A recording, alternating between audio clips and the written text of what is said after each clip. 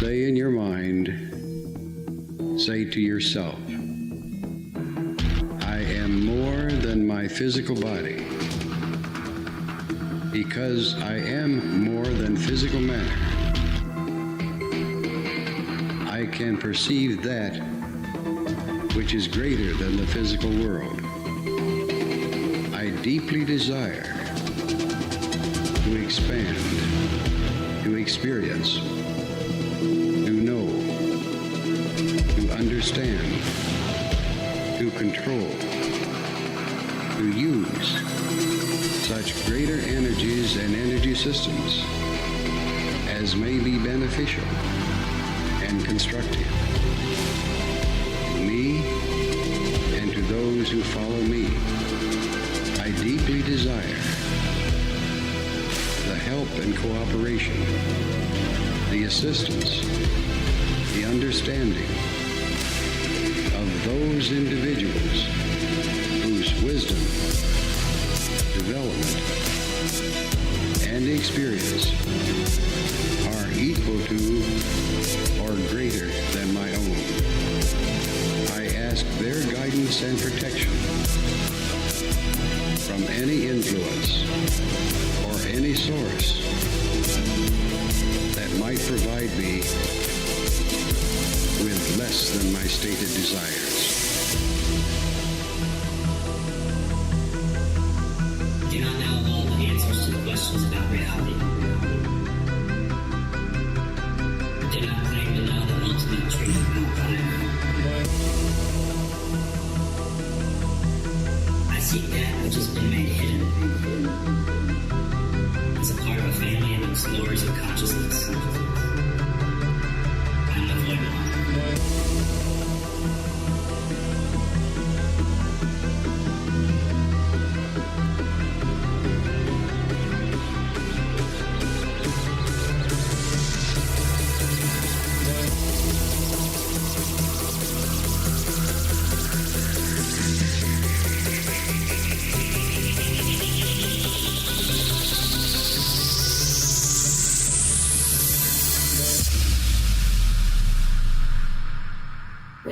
Welcome to Lighting the Void. All broadcasting live from a shack on a hill in the Mossy Creek bottoms of Cane Creek, Arkansas. It's Lighting the Void live. It's Thursday, October the 17th, 2024. We're going to get back into this deep dive into the void tonight. Here live on the Fringe FM at fringe.fm. And if you're listening on the radio station, thank you. And thank you guys for checking out the new episode of Fringe FM, the new podcast. Episode 1 just launched. You can check it out at the website, fringe.fm. Also at, I think, Spotify and Apple Podcasts and all that stuff too. So I didn't get to put everything in there. I still got clips from Juan and Anthony and the whole crew. We got to put clips into this thing, but I needed to get it out because we got to start working on the Halloween show.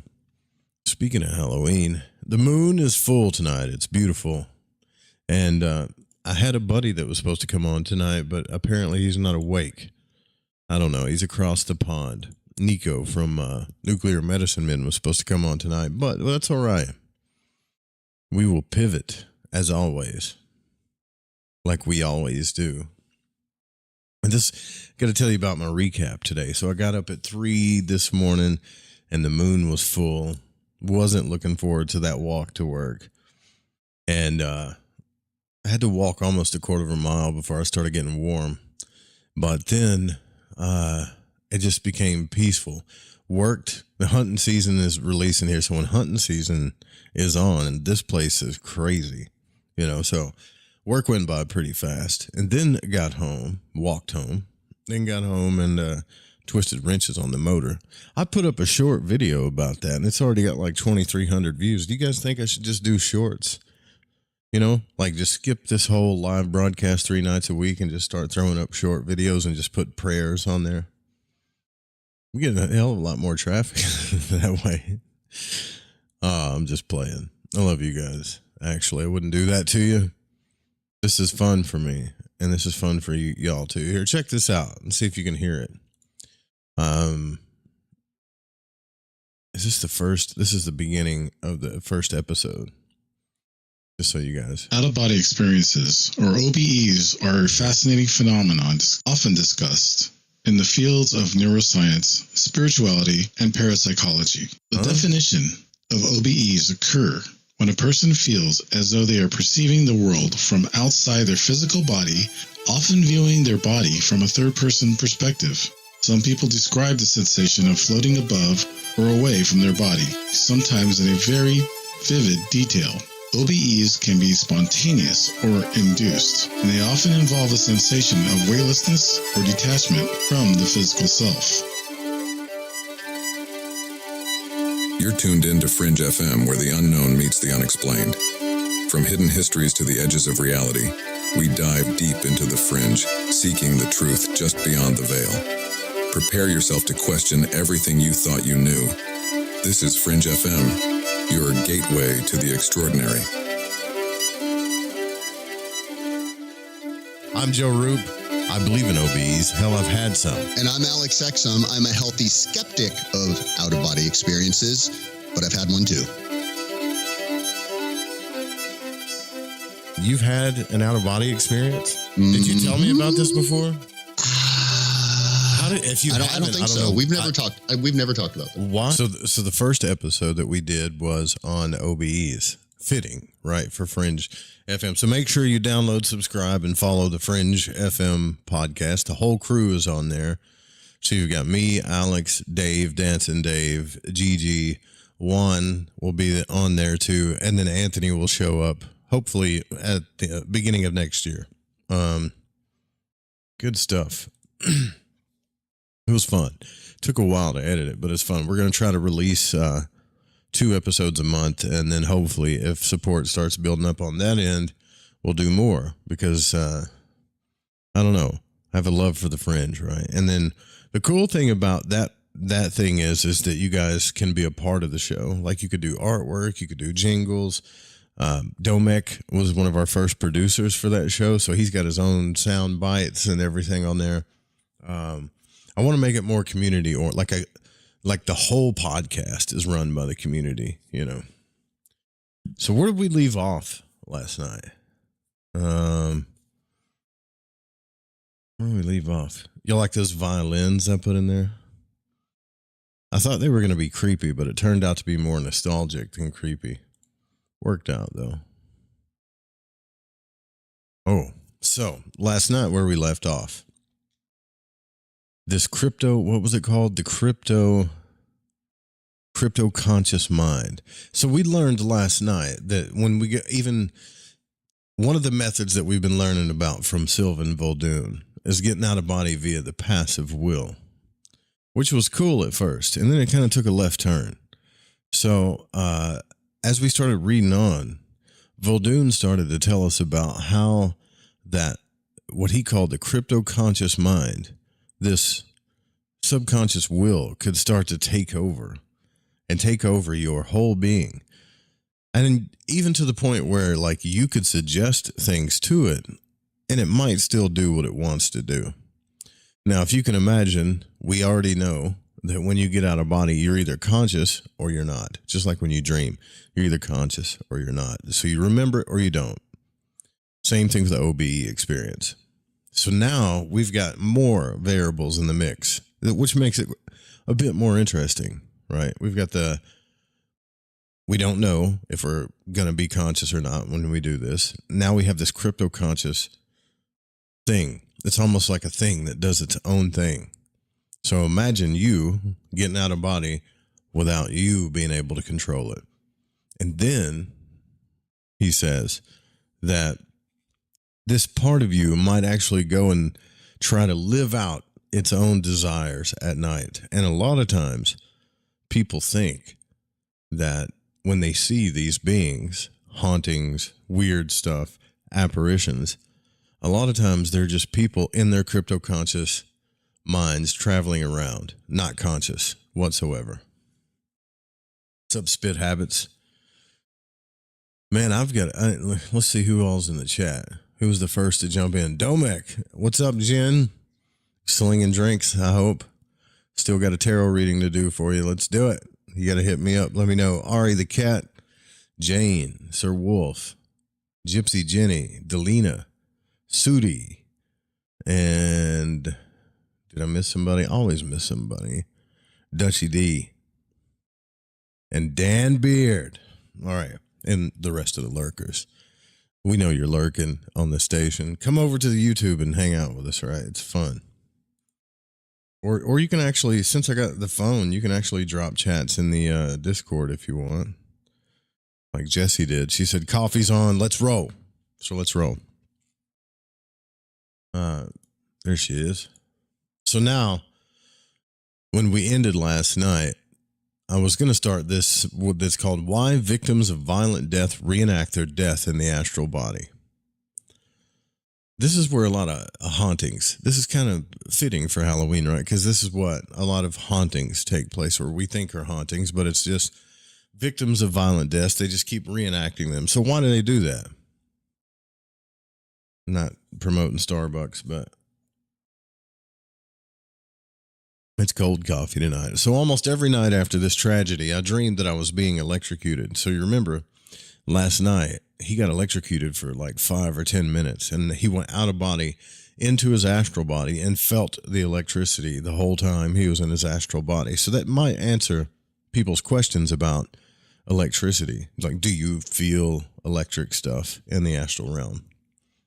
Apparently Vuldoon did. That sounded horrifying. So he said, almost every night after I did this, I dreamed that I was being electrocuted. And in the dream, I would live through the whole experience again exactly as it happened. Sometimes I would become conscious and find that it was only a dream, but on doing so, always found myself projected and usually standing beside my physical body, which lay upon the bed.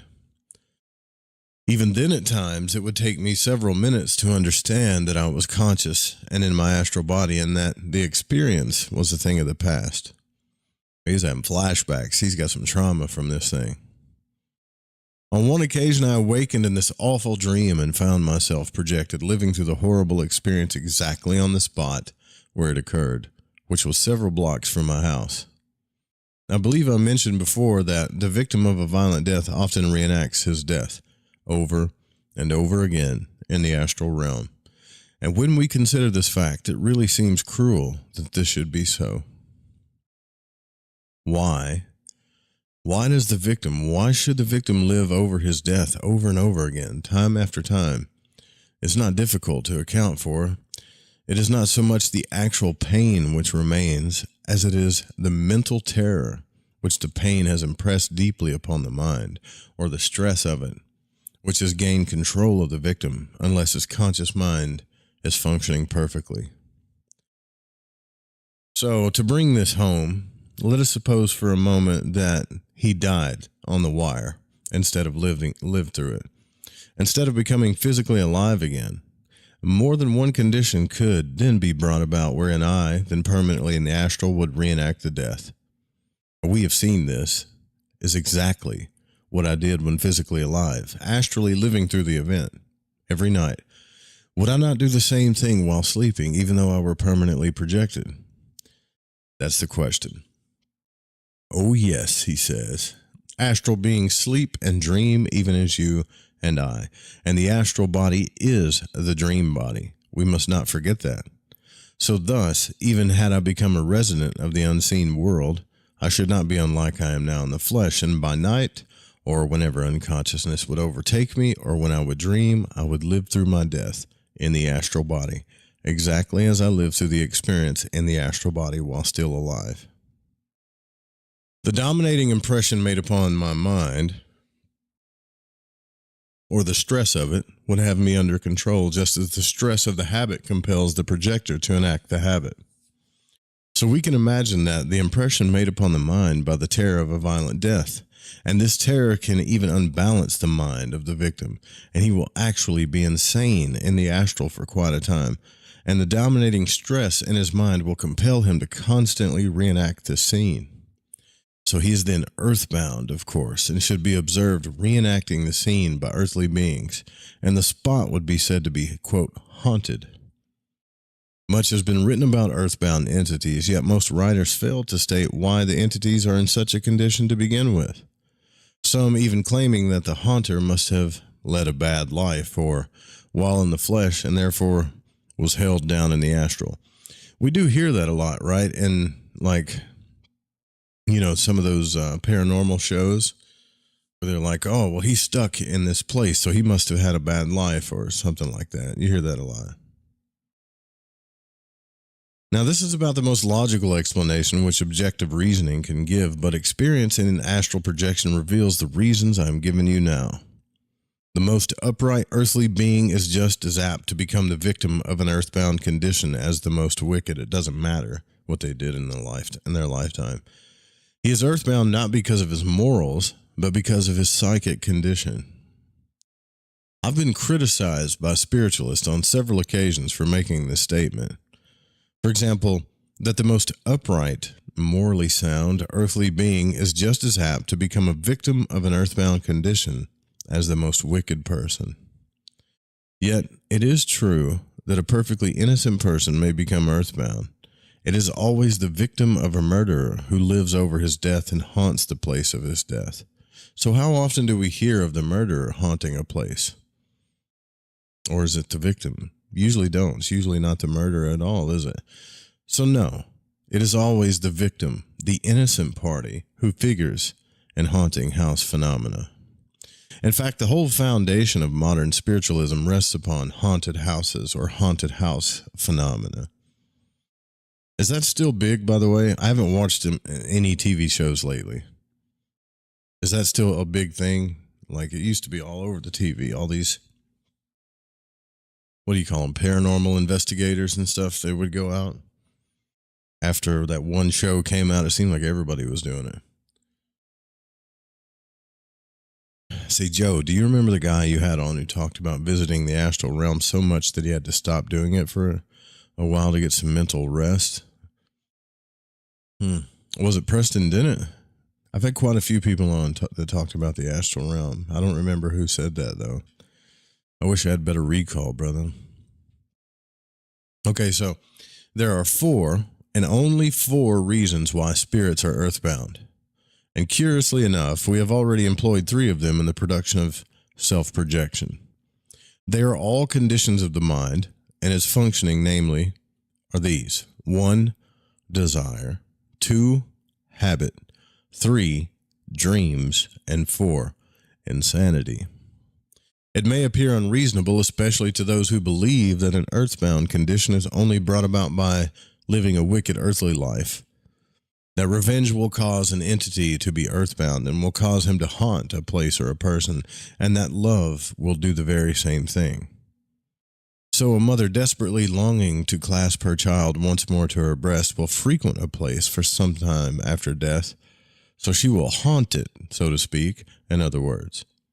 The criminal desiring revenge will do the same thing. Both are under the influence of a stress in the mind, and will not only do so while conscious, or remember, when the crypto-conscious will pays attention to the stress and ignores the conscious suggestions, as it sometimes does, but will do so while unconscious or in the dream state. I know of a case which a grandmother who dearly loved her children had died and haunted the place after her death for many months. Further, she had been insane for some time before her death, and after many months of haunting, one member of the family got into communication with her and said, "What on earth do you want to keep prowling about here for, annoying us?" And to this, the old lady replied in her German tongue, "I not know. I been here for a good while. I come now, yes, to see how my children are. Then I go away again." So I guess they heard her say that. So the earthly communicator then instructed her, telling her that she could do little good and that she must throw her earthly desires and habits away. And from that time on, the house was no longer haunted by the old lady's presence. This is a case of a love desire holding the entities back by its stresses. And if that doesn't make any sense, think about that for a minute. If any of you have ever been in love, you know the stress of it, especially if it's like a deep, intense, kind of passionate love, or even if it's a deep family love. You can feel the stress of it when you start to worry about beings or worry about people in your family, or you miss them. You'll feel stress in the body and your energy. So most people don't want to hear that kind of stuff, but we're not here to validate people's emotions. We're here to find the truth.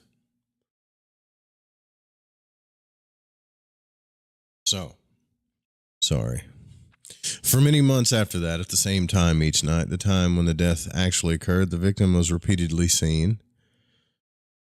Wait, let me, I think I jumped a paragraph. Speaking of living over and over again and one's death in the astral, there is a case on record in which two men became involved in a fight on the road to a mill near Bristol, England. A desperate struggle ensued, and they wrestled and rolled and beat and pounded each other until eventually one of them killed the other one. And for many months after that, at the same time each night, the time when the death actually occurred, the victim was repeatedly seen living through the quarrel and death, just as I reenacted my electrocution over and over again at night. He would fight, beat, and tussle with his imaginary foe for some time, and then disappear. Investigators who saw the scene stated that the entity appeared to be dreaming, yet he occasionally conversed with them as logically as any conscious person would. When this occurs, the impressions composing part of the stress are stronger than the impressions composing the rest of the stress. This is what baffles many experimenters, for they reason that because an earthbound entity is conscious enough to understand and talk, he cannot possibly be dreaming. But this is a big mistake, says Vuldoon. It is the crypto-conscious, here we go, this crypto-conscious mind again. It is the crypto-conscious mind which has the entity under control at such a time, and it is this mind which does the talking, answers the questions, etc. And while the conscious mind is engaged in the dream, it will do all of these things. On the other hand, the entity can be conscious and under the domination of the crypto-conscious mind, which ignores his conscious suggestions and pays attention to the stress of the subconscious mind. But this doesn't happen frequently. Now, I've talked about before about that the crypto-conscious mind always controls the subject, projector or spirit. And when he is unconscious or in the dream consciousness, even though it may take suggestions from the dream consciousness, it will still do what it wants. So whenever you have found an earthbound condition, you have a condition in which the subject's conscious mind is not functioning normally or strongly enough, and the crypto-conscious will is controlling him. I have a hard time believing this because maybe I'd like to think that we're always, under control of ourselves. So we have a consciousness and we have a subconscious. We know that. I mean, most of us know that, right? So we're always like half in and half out, even when like right now, if you're listening to this broadcast, you're probably half in and half out. If you're focusing, your brain's probably about 60 or 70% focused on the show, and the rest of it's thinking about something else. And that's just your consciousness. The subconscious that's the thing that's got all the programs running in the background. Then the crypto-conscious mind is something that I'm understanding that's even deeper than that. And this is why I'm having a hard time believing in it, because this is the first time I've ever heard of it. A crypto-conscious mind. So let's see what he says. Perhaps you don't believe this. So very well. We do not have to go into the astral to prove it. I've stated that the only difference between astral somnambulism and physical somnambulism is that in the latter case, the physical body clings on to the astral, which is under the control of the subconscious will, or the crypto-conscious will. So now the next time you meet a sleepwalker who can talk to you logically in his sleepwalking state, speak to him. Then wake him and ask him if he remembers what he said. And he will say no, every time. Yet, he talked logically and acted with instinctive precision. Instinct comes from the crypto-conscious mind. Hence, it was not his conscious mind to which you were talking to after all. Neither is it always the haunter's conscious mind which answers you when he is living over his death or incidents connected with it in a dream.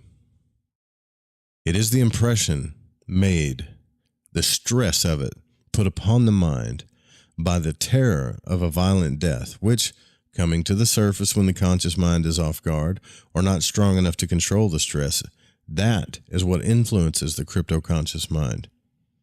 Now, had I somnambulated physically or sleepwalked in my dream of being electrocuted, I should have acted out the tragedy with my physical body clinging to the astral, just as I did in my astral body alone.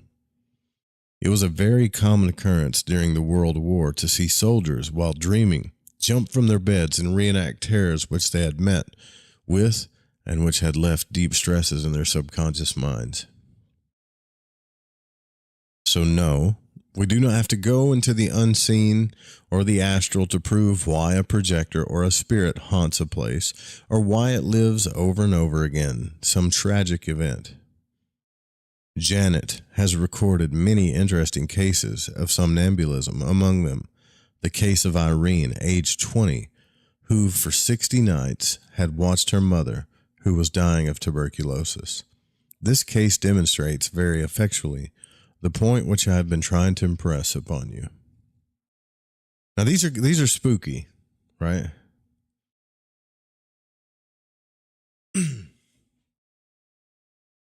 Do you guys think y'all will be going strong about 45 minutes from now? I'd like to call, but don't want to interrupt. You better call. That's the thing. You'll never interrupt this show. I would rather you call than me sit here and read to you all night, honestly. That's a fact. We'll still be going strong. Especially, I got more spam calls hitting the station number than anything. 501-777-5631. Whenever you get ready. All right, so let's hear this. The case of Irene. After the mother's death from tuberculosis, she tried to revive the corpse, to call the life back again. Then, as she had the limbs upright, the body fell to the floor, and it took infinite exertion to lift it again onto the bed. Now, you may picture for yourself all that frightful scene. Sometime after the funeral, curious and impressive symptoms began. So wait, after the mother's death, she tried to revive the corpse, to call the life back again. As she had the limbs upright, the body fell to the floor, and it took infinite exertion to lift it again onto the bed. Oh my God, yeah, that sucks. Okay. So sometime after the funeral, curious and impressive symptoms began.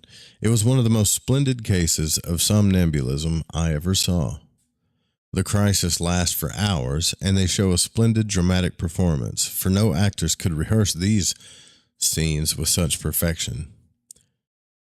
Now, this young girl has the singular habit of acting again all the events that took place at her mother's death without forgetting the least detail. Sometimes she only speaks, relating all that happened with great, volubility, putting questions and answers in turn, or asking questions only and seeming to listen for the answer. Sometimes she only sees the sight, looking with frightened faces and staring on the various scenes and acting according to what she sees. At other times, she combines all hallucinations, words, and acts and seems to play a very singular drama. When, in her drama, death has taken place, she carries on the same idea and makes ready for the suicide. That's so trippy, man. Here's an excellent illustration of how the different departments of the mind can work separately or in collaboration. The cryptoconscious mind, which controls the movements of the body, takes its suggestions from the strong impressions or stress in the memory, and then works them out in good order. The department giving the suggestions to the cryptoconscious mind is not the department which controls the body, making it act out the drama. The controlling power, though, is the cryptoconscious. As the suggestion of the mother's death comes along, the mind goes off on a tangent, and the impression of being run over by the locomotive, another strong stress in the girl's mind, starts the controlling intelligence to act this out. The girl's death instead of the mother's. So she's acting out her mother's death, is what she's doing in her own self. Now, this is akin to the way in which the astral sleepwalker, so to speak, will go off on a tangent. He might project, starting to the bakery, then cross a path leading into the bank where he had his money, and then was in the habit of going and thus walk into the bank to deposit the money. You guys remember when he was talking about that before?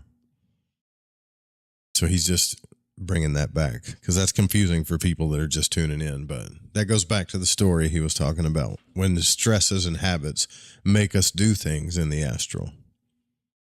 So she discussed this aloud and seemed to speak with her mother, to receive advice from her mother even. She fancies she will try to be run over by a locomotive. That detail is also a recollection of a real event in her life. She fancies she is on the way and stretches herself out on the floor of the room, waiting for her death, with mingled dread and impatience. Now, if this were occurring in the disattached astral body, it would often project to the railroad track, to the spot, or a spot resembling the one seen in the dream. All right, so let me try to tell you what's happening on here. So this girl, I guess her mother died in her arms, and then she tried to bring her mom back to life. And then I guess her body fell on the floor. She tried to resuscitate. Her mom died in her arms with her arms upright. That's what it says. Now, this impressed upon the girl more than it did the mother that died. So the girl here in this case is actually the victim of the drama. So at night, when she sleepwalks in a dramatic fashion, almost trying to reenact her mother's death by committing suicide on a railroad track. Now, I don't know why Vuldoon doesn't say it the way I'm saying it to you, because the way he reads this book is confusing, but if she were to be in the astral realm when she was doing this, she wouldn't lay on the floor and sleepwalk and act like she was being run over or wanting to be run over by a train. Her astral body would actually go to the train tracks. That's the thing. 2, the bigger point here is that even if she doesn't want to do this, let's say that she doesn't even know she's doing this, the crypto-conscious mind or the subconscious mind might have her reenacting this stuff at night because of the stresses of what she's been through. So I don't know if they called it post-traumatic stress back then, but that's what we call it now.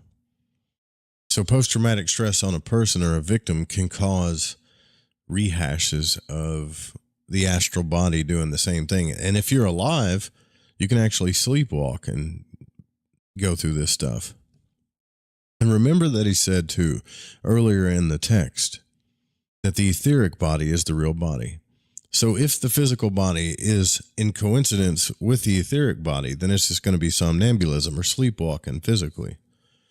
And of course, you're not going to be able to walk to like the railroad tracks or whatever, but your etheric body is going to reenact all this stuff through the physical. If the astral body happens to get out while it's doing this, then it's going to go to the place that it's, I guess, desiring, stressing, or fantasizing, or being in habit of.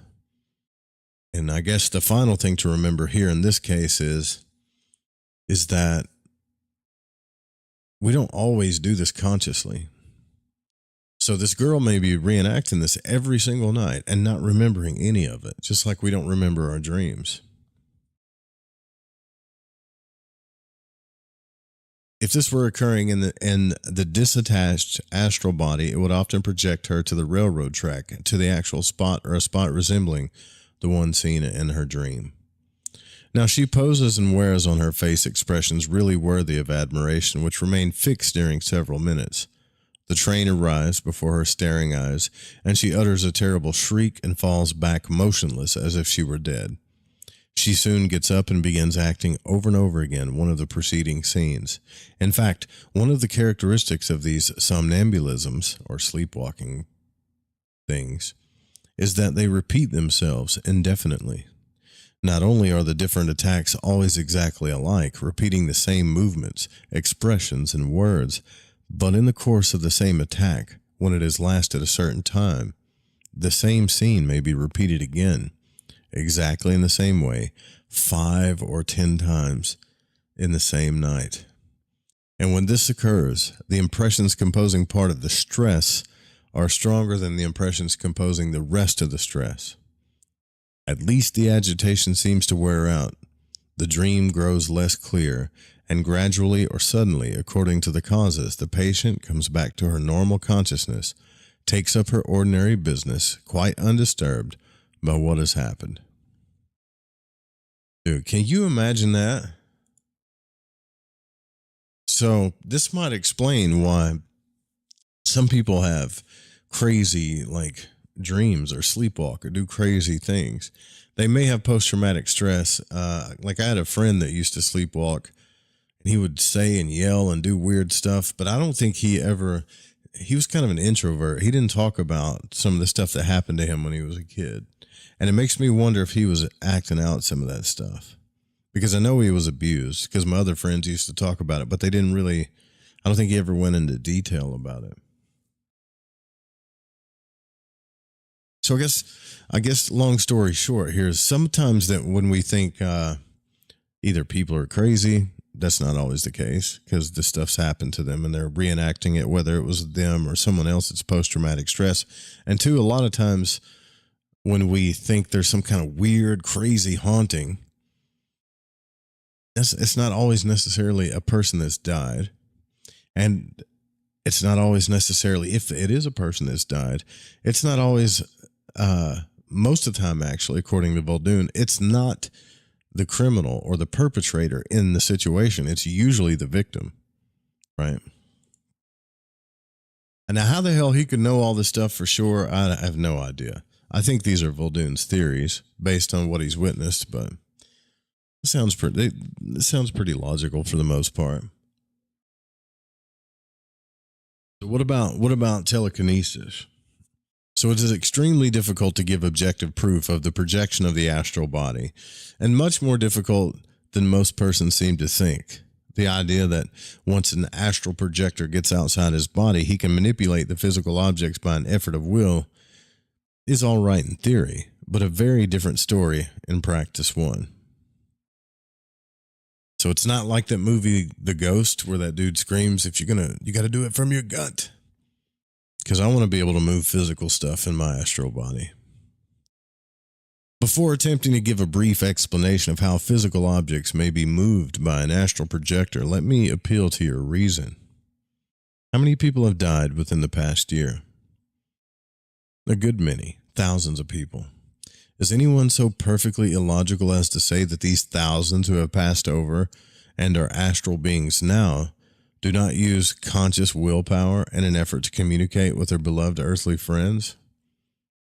That is the very first thing one would do when awakening in the astral body. So how many records are made each year of astral beings successfully manipulating physical objects?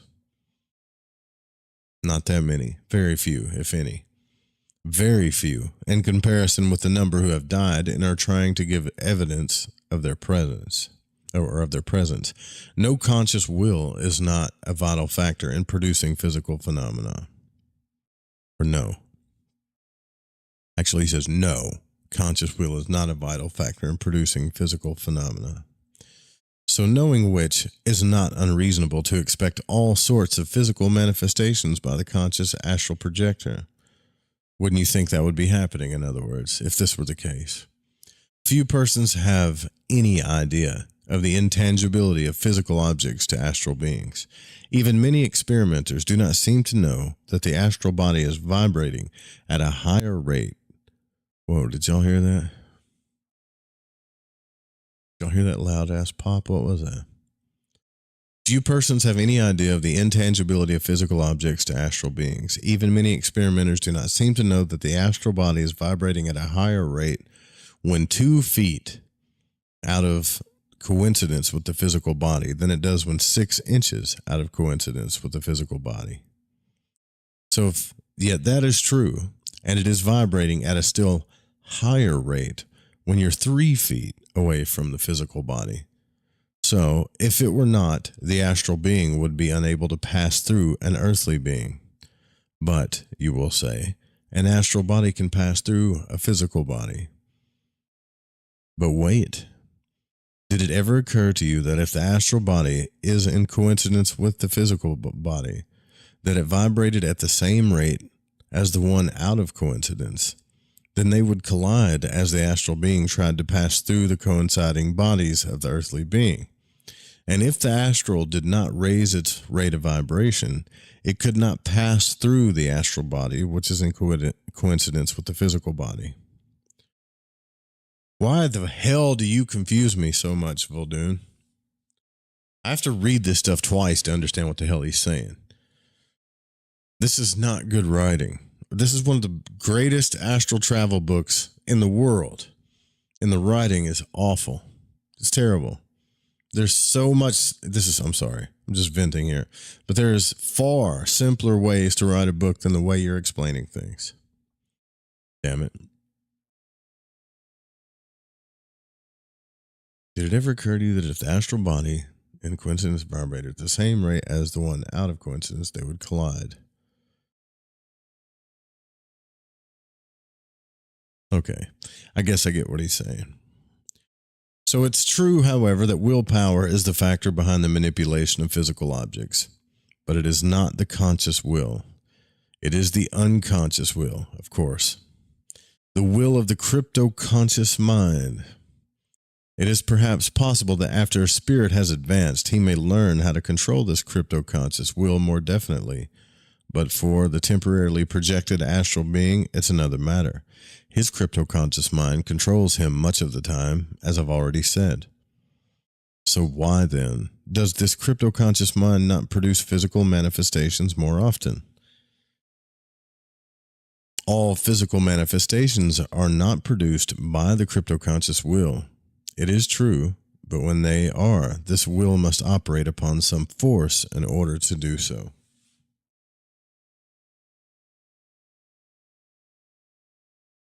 The will alone could not move physical objects. It is the force which the will operates upon and manipulates. Will is mental, and this process of the crypto-conscious mind operating upon force in a certain manner with determination sets into action the motive force of which we know so little, yet know that it exists. So we got to pay close attention to this, because Vuldoon's about to teach us about how to, if we do get in the astral realm, how to move physical objects, I think. If he wasn't so damn confusing with his explanations.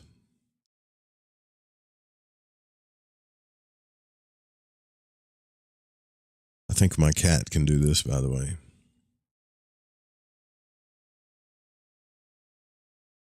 When you are conscious and in control of your motivity, you may will, say, to knock something off the table, and by using your motive force, hit the tumbler with your fist and knock it off as willed, but you must use force.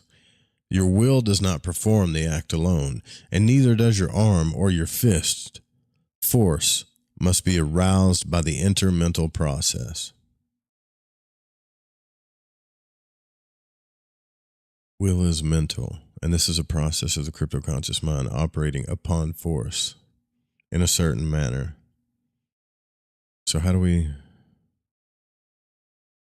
You must use force. Your will does not perform the act alone, neither does your arm or your fist. So with the crypto-conscious mind, its will must manipulate force before it can manipulate objects.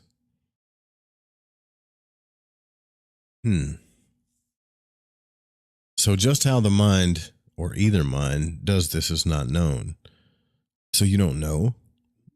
It is easy to say that in the physical body, your arm lunges out and knocks something off the table because an impression runs along the nerves from the brain and contracts the muscles in such and such a manner. But to explain how the impression originated and in what it consists of is impossible at the present time. The so-called impression, of course, is what is known as force. There are several conditions of the will, the crypto-conscious will, each affecting the force in a different manner. This is true also of the conscious will. So if you merely will in a half-hearted manner to knock something onto the floor, your will affects the force but slightly, and you knock the tumbler off the table in a half-hearted manner, akin to the way in which you willed the action. Everything comes down to the will, right? Even telekinesis in the astral body. Isn't that something? Everything in magic and the esoteric, everything comes down to the will. Is this the same force that Star Wars and stuff talks about? Now, if you had willed with determination to knock the tumbler to the floor, if you would have super determined to do it, you would have hit it vigorously. Therefore, the force necessary to strike vigorously was aroused by the determined will. The will must therefore have operated upon the force more firmly, more solidly, and that is exactly the way in which the different conditions of will and the crypto-conscious mind affects the force. So that guy from Ghost, when he says, from your gut, you got to, because you remember when he was kicking Patrick Swayze and they were kicking that can and he was trying to move stuff and he couldn't do it. And that guy was down there telling him, you got to do it from your gut. Maybe he's right. Because that's what it sounds like to me. For those of you who haven't seen Ghost with Patrick Swayze, you need to. Yeah, it's a romance movie, but it's still cool. There's a lot of astral projection and stuff in there. So if then the crypto-conscious mind over which the projector or astral spirit has so little control wills weakly with the force, the will be weak. If it wills with a determination or in a hyper-positive manner, the force it sets into work becomes what we might call solid. And this is the force which moves physical objects. Eusapia Palladino was wont to say that she could move objects if her will were sufficiently solid. This coincidence in the choice of terms is assuredly very striking. H.C. He just threw some random quote in there. Yeah, the movie Ghost, right. Watch it. It is possible, I suppose, for some individuals to develop conscious will enough to do this, but the crypto-conscious will is normally much more powerful than your regular conscious will. And it's the same thing now in our bodies. Our subconscious will is always more powerful than our conscious will. Of course, the conscious will gets into rapport or arouses the crypto-conscious will pretty often. So the question naturally arises as to how this force can become solid. We do not know with certainty. If we could conceive this force as being composed of atoms and electrons, the theory might be advanced that a change could take place in the atomic structure of the force, causing it to become more solid, thus capable of making contact with other solids. But another possibility, and the case when the astral body itself moves objects, is that the atomic structure of the body may be made more solid by a certain action of the crypto-conscious will. My own observations cause me to believe that a determined crypto-conscious or subconscious will actually tends to make the astral body more solid, as will be shown by an experience which I shall soon relate. A moment first to consider Professor Floriney's idea to the possible nature of telekinetic action.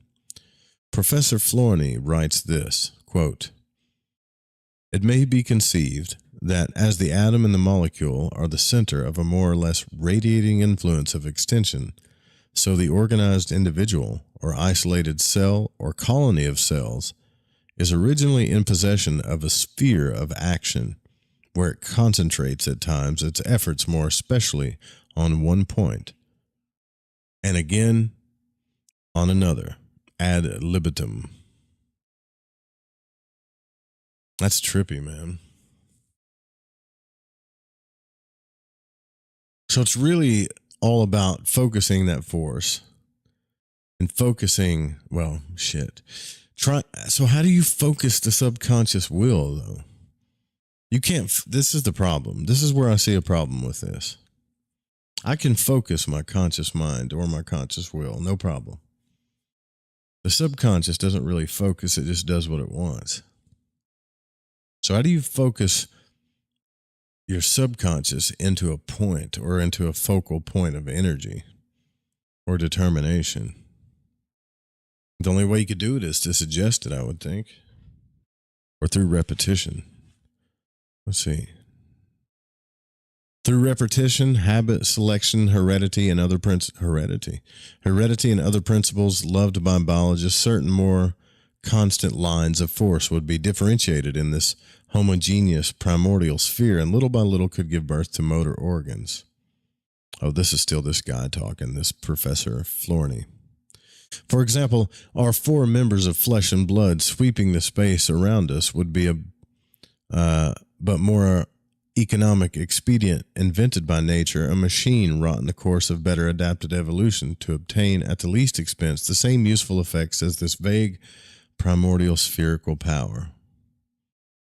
Is he talking about your arms and legs? Because it would make more sense if you would just say our arms and legs.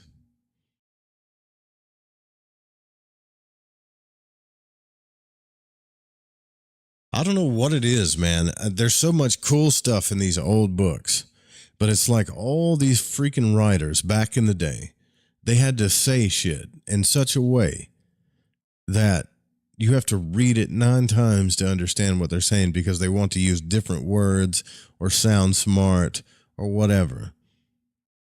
Nowadays, if you want to read a book that's written well, you just read it like you would if you were talking to somebody normally.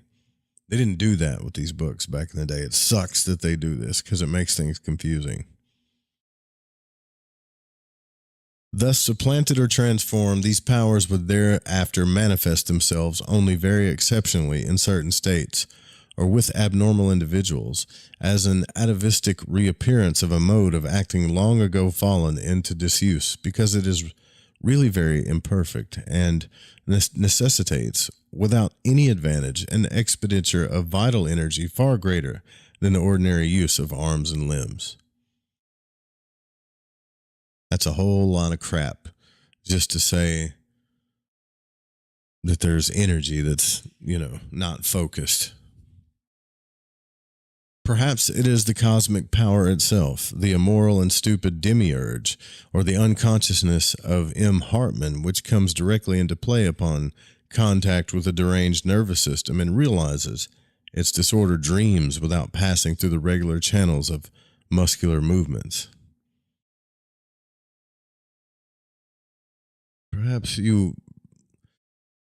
flare about with your words too much.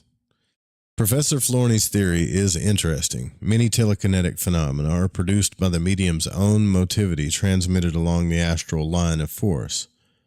We discussed formally how this motivity could shift to and fro across a free cable and also across the cable when the astral phantom was projected within cord activity range. Well, I've still yet to see, you're talking about energy going back and forth through an astral cable, but me and a few other people that are doing astral work have yet to see this astral cable,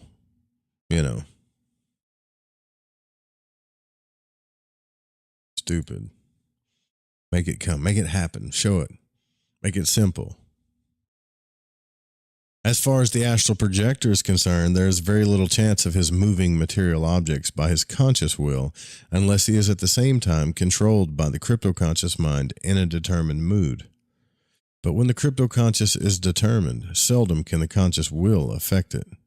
And even during that part of the time when the cryptoconscious mind is not determined, it will not usually respond to conscious suggestion. I've tried so many times to move physical objects while conscious and projected that I just gave up in disgust. This failure to move physical objects is one of the most aggravating things I know of. One becomes exasperated, almost tortured in the mind, trying to make contact with things that are material. Surely this condition is a veritable hell for the unfortunate who can neither get back into their physical body nor throw off the yoke of his earthly habits and desires. You have no idea what an aggravating experience this is. I've been projected from my physical body and conscious, and I've tried and tried and tried to get into touch with material things, tried so exhaustively that in fact that I became frantic. And when once more I would awaken in my physical body and can feel all those beloved things I had always known, I felt like crying out. What a grand and glorious feeling. Well, yeah. So he finally, when he got back in his physical body and he could move things, he was like, yay. I don't understand why this is so hard for Vuldoon. If you read, well, I don't know if you guys have read Dr. Stylianos Ateshlis or the books about Daskalos. He didn't call it astral projection, though, when you got out of body. He called it exematosis, but he was able to move stuff pretty easily, from my understanding, though. Robert Monroe was able to pinch people. He said he did try to move physical objects, and it wasn't easy. But if he was to, like, go up to another person and pinch them, then that was easy, as long as it involved another person.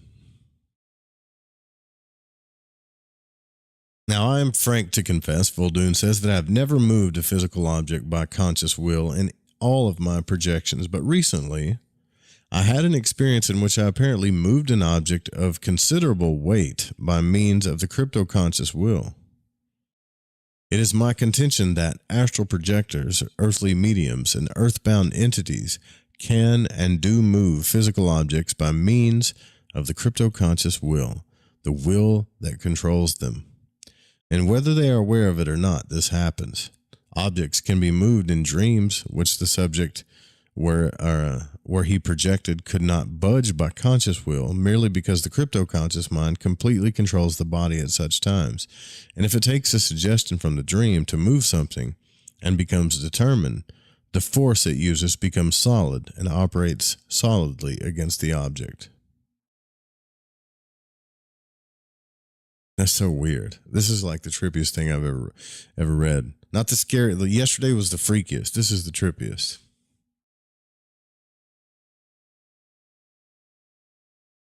On 2 different occasions, I have dreamed of moving objects in my home, and on awakening have found the objects moved accordingly.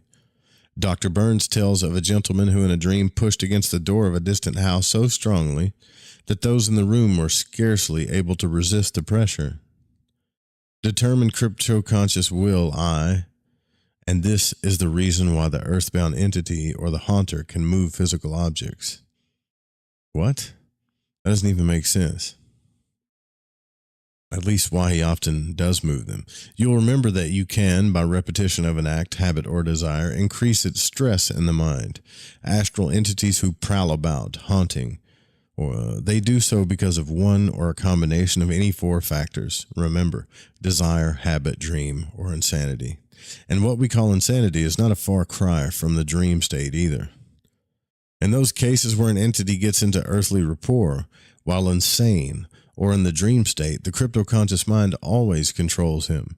And if this mind becomes determined of its own accord for reasons we don't know about, this force it operates upon becomes solid.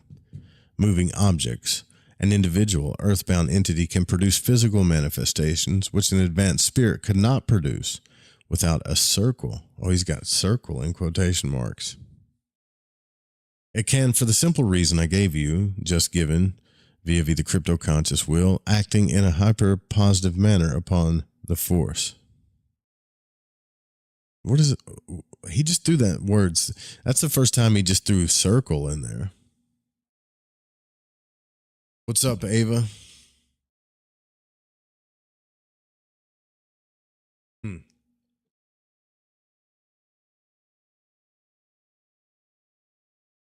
Well, I don't know about you, Vuldoon.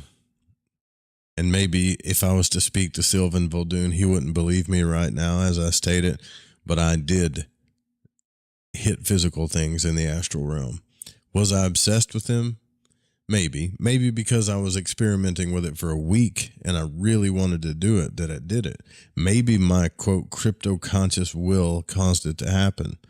But I can remember specifically focusing on that desk that I knocked on. And it seemed pretty freaking easy to me. So I don't know. A lot of this stuff, man, like this is where things get dicey. This is where we're void walking for sure, because you got all these astral travelers that are doing these things. They all got the same questions, and each one has kind of like a small. It's the same thing with occultists and religious people and conspiracy theorist people. They all have a lot of parallel beliefs, but when you get down to it, there's always these little like niches or little things they don't agree on. Others may be able to do it, others don't. Or this one agrees that this one is the philosopher's stone, that one doesn't. And in the astral travelers, this one says, well, you can affect the physical world and it's highly impossible, but you got to do this crazy jumping through hoops formula to be able to do it with the will, while another astral traveler can do it easily. You got one talking about the astral cable all the time, and one that never talks about it. How is this? How is this? Why is this? Something to think about. I think a lot of it has to do with your beliefs. Seriously. The moment you tell yourself something is the way it is in your mind, maybe it becomes even more real in the astral realm. Maybe Vuldoon should just keep an open mind and stop trying to find so many damn formulas. Because this is definitely a book of formulas, more than I've ever seen one in all of the books that I've read about astral travel. All right, so we got to pay for the music licensing on the Fringe FM. Hopefully, when we get that podcast gets enough support, we can cut this out too. Check out the live stream at fringe.fm, the new podcast called Fringe FM. This is Lighting the Void. I'm your host, Joe Roop. Phone lines are open, though, 501-777-5631. 4 minutes.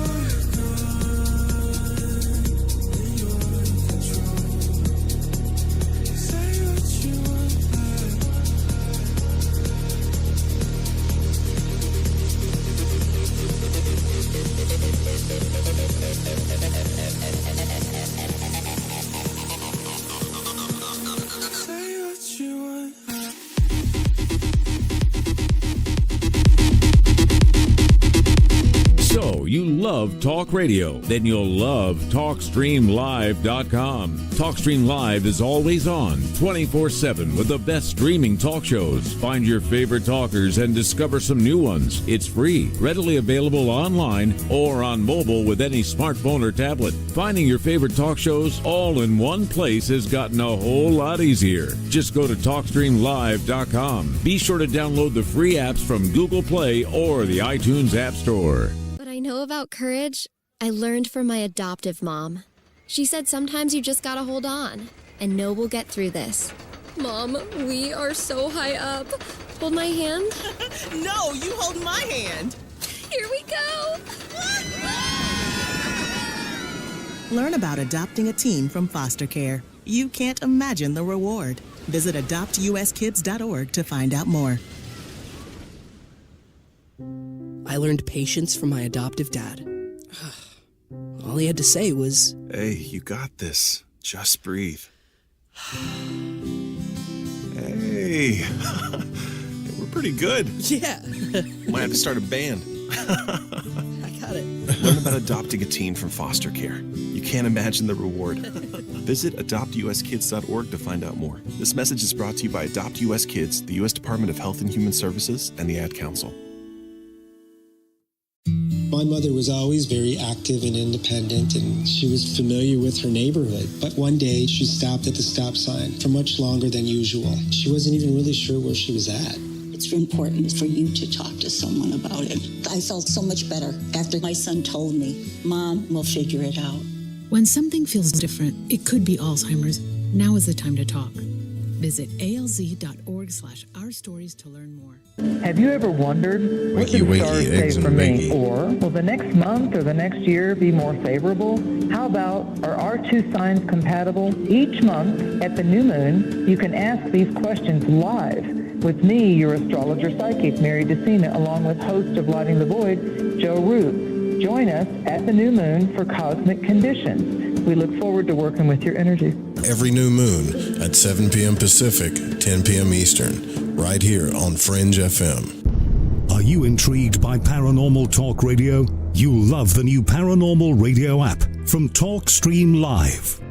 You'll find a great selection of talk shows covering UFOs, ghosts, strange phenomena, and much more. Download the Paranormal Radio app now and start listening to the very best in paranormal talk entertainment, including the network you're listening to right now, the Paranormal Radio app, free in Google Play and the iOS App Store.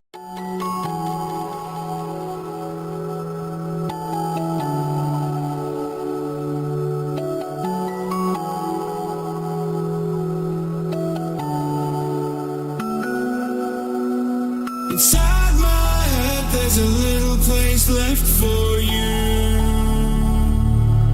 What do you know? What do you know? And all I want is to find out what you're going through. What do I know? Maybe the silence is dangerous. Broadcasting from Forest Tower Studios, all the way from the Deep South.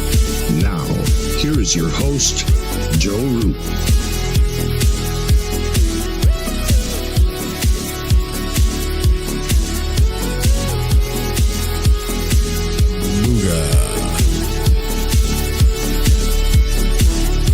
This is getting a little weird, right? We're talking about telekinesis, or how to move physical objects in the astral realm if you've gotten out of body. Make sure phone lines are open if you want to call in, 501-777-5631. See if we can make sense of all this. Again, and it's kind of weird, right? Like I said, because all these different astral travelers have like different rules for different things, and this is why I think it's so hard for us to. It's almost like, I mean, look, if you've listened to Robert Monroe's books and you've got to the second or third book, things get dicey in the astral realm. After all, it is called the realm of illusions. My thing is I just want to get people to where they can, peel themselves out of body. And thanks for the donation, Elfie, by the way. That's awesome. Thank you. All I got, no problem. Any support's good. Thank you. Blessed be. Anyways, I don't want to confuse things even more, so we'll stay on what Vuldoon believes here, all right? So, but he does admit, for reasons we don't know, the force it operates upon becomes solid, moving objects. An individual earthbound entity can produce a physical manifestation which an advanced spirit could not produce without a circle. So that clearly sounds to me like he's talking about magicians right there. He doesn't say anything about the circle after that. He just says an advanced person couldn't do this without a circle. So it can, for the simple reason I've just given you, via the crypto conscious will acting in a hyper positive manner upon the force. So let's call attention to the difference between the power of the crypto conscious will and the conscious will itself. We do not have to go into the astral realm or the unseen to illustrate this either. I consider an insane person here in the flesh. So either I consider an insane person here in the flesh. So when under the influence of his conscious will, that's got to be a typo. That's probably why a lot of this crap doesn't make sense. There's probably typos all in it. So let's consider an insane person here in the flesh. When under the influence of his conscious will, he is not so superior in strength to anyone. But when his conscious mind loses its balance and his inner intelligence is allowed to assume control of him, his subconscious will gets in rapport with his conscious will, and in the twinkling of an eye, his power is greatly multiplied, almost beyond belief. I know a young man far from strong. Any ordinary man could handle him when his mind is running along in conscious balance, but when he gets into one of his insane tantrums, he becomes a giant. And on one occasion, 5 men exerting all their energy could scarcely hold him. All insane spells of the kind are doubtless cases of crypto-conscious control. This is exactly the same principle as that involved in the cases we are now considering. For example, this force generated by the crypto-conscious will and how it produces physical manifestations. Wow. Thanks for the tip, Sudi. Sudi just comes in with a $69 tip. Thank you. Thank you so much. It's one of my favorite numbers too, by the way. Thanks for the support, Sudi. Love you. So, does anybody get the impression that this is like Vuldoon's beliefs, though? Let's go to the chat, because I'm feeling lost here, man. What do you guys think about this? The Matrix tries to keep out outsiders, so if you are astral traveling or a ghost, it will use all the energy it has to try to stop you from moving physical objects. Okay. I've used telekinesis to fight negative entities when in astral traveling. I've also thrown fireballs and lightning bolts at them. Let's see.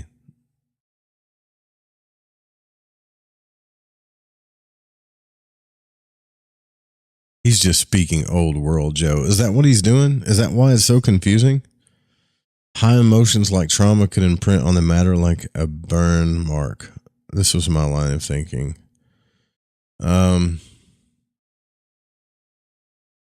Well, I think Vuldoon's just telling himself all this stuff.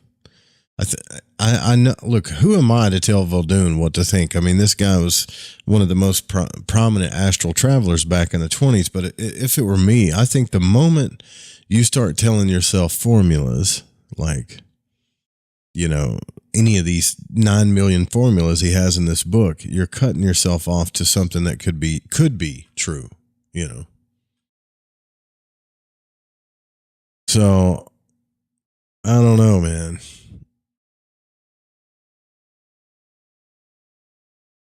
And now he's talking about insane people that he keeps talking about this crypto conscious control that controls insane people, that it controls us, that we have like this crypto conscious.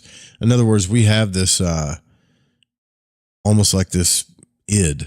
Someone called it the id the other night. That's way more powerful than anything that we're not conscious of, that at any point in time, it can take over. And now Vuldoon is saying, if we want to do like telekinesis, if we want to move objects in the astral into the physical, we have to allow this crypto conscious will to be able to do it. That's the easiest way to do it. And you know what? I think all of this comes from, I hate to say it, but I think all of this comes from the fact that he wasn't able to do it. You know, sometimes other people have, this is just my experience, take it or leave it, but sometimes other people have better gifts than you do. Not better. I don't want to say that. That sounds bad. So you might have the gift of being able to astral travel all of the time, like Vuldoon here. But another person may not be able to astral travel all the time, but when they do, they can move things physically. They can move objects in the physical world easily, right? So I understand everything that he's saying in this book, but like I feel like he needs to keep an open mind just a little bit, you know.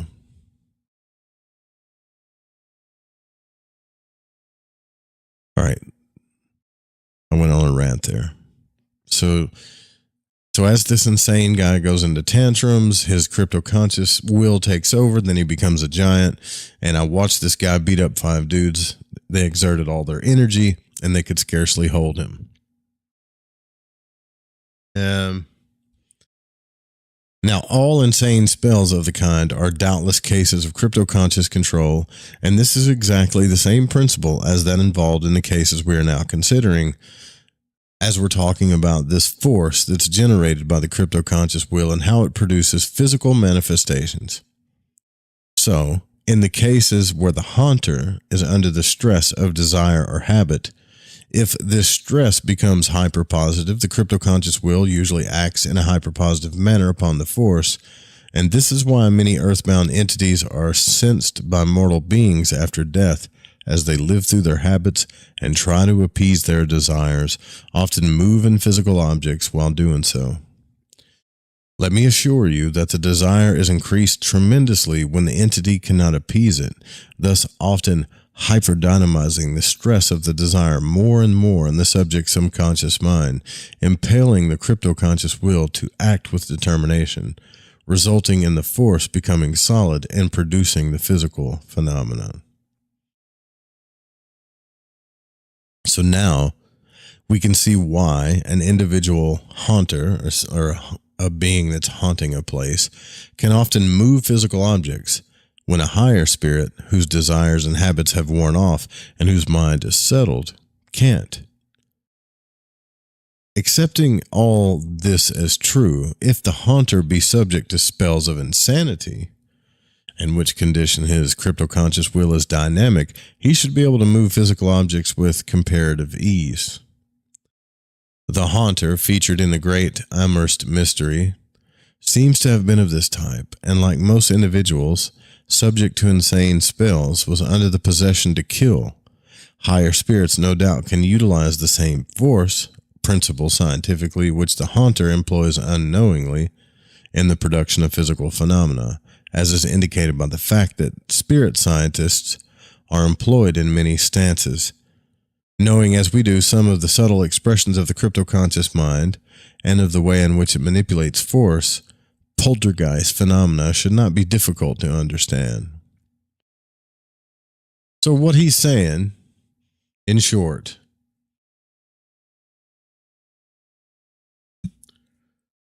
what he's saying in short is like, the more this crypto-conscious thing is in control, the more force it has. So even people that are spiritually sound, so if you're gifted spiritually, you know about all this stuff, you're not really controlled by your subconscious or the crypto-conscious. You're not going to be able to move physical objects as easy as someone that's haunted and insane with all of these desires running amok and this id of the crypto-conscious that's running everything. In fact, these types of beings are the ones that start, freaking out and moving doors and all kinds of stuff during hauntings. I think this is a far stretch, if you ask me, to explain hauntings. I just think, you really want to know what I think here? I think Sylvan Vuldoon just never figured out how to move physical objects.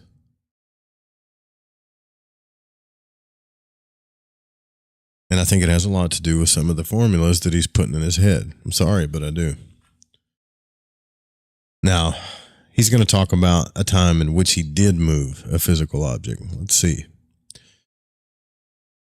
So on the night of February 26, 1928, for some time I had been suffering from a serious stomach complaint. I slept alone on the lower floor of the house. My mother and small brother occupied a bedroom on the upper floor.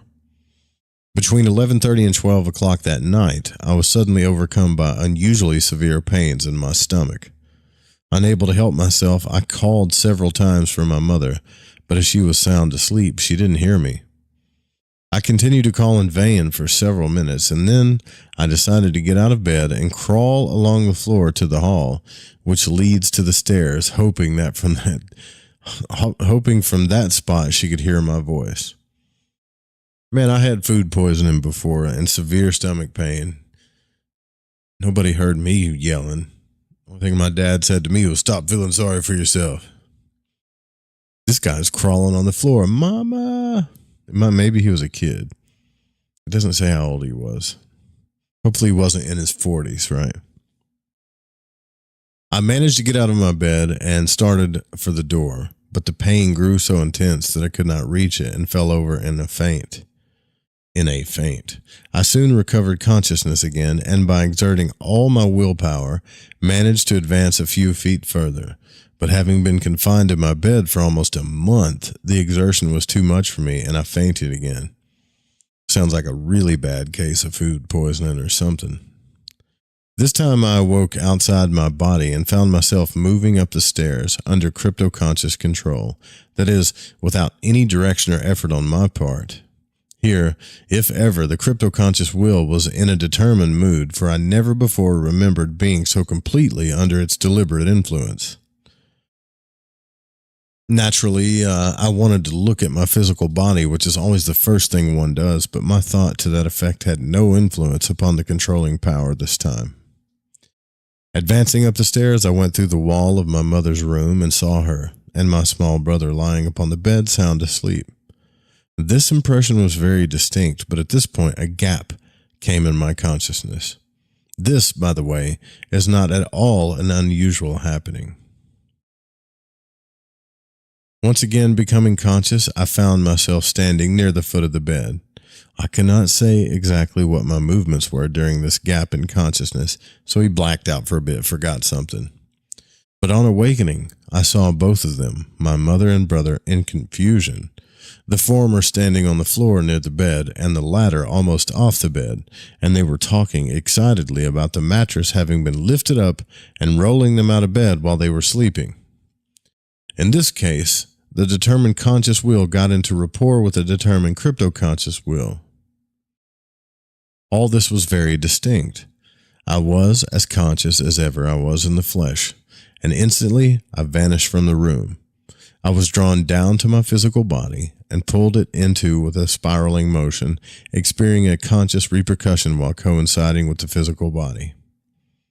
I immediately called out to my mother again, and she hurried down the stairs, very excited, so excited, in fact, that she forgot all about my being out of bed and lying on the floor, and began to tell me how spirits had lifted up the mattress and rolled her out of bed. She said that they had lifted it not once but several times, and she confessed that she was terrified for a moment. If occurrences such as these can take place during the nocturnal hours when the subject actually finds himself involved in them, then I wonder how many similar occurrences take place which are attributed to the dead, but which should be accredited to the projected astral body under the influence of the hyper-positive crypto-conscious will, while the subject is not conscious. What? I don't know, man. This is trippy. I'm just going to say. It's trippy. Let's see. Caller, can you hear me? They hung up. 518, you better call back. I don't know why. I know you could hear me, though.